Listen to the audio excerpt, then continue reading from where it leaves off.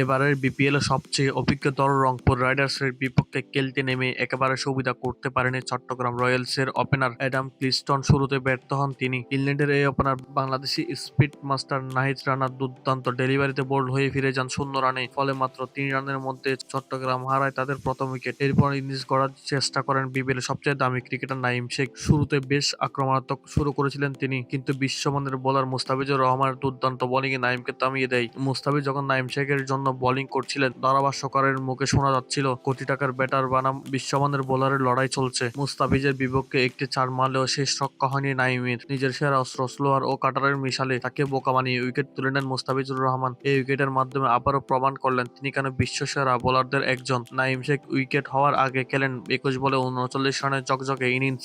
নাঈম শেখের উইকেট নেওয়ার পর মুস্তাফিজুরের উদযাপন ছিল একেবারে নীরব। হাসি মুখে শান্তভাবে উদযাপন করেন তিনি।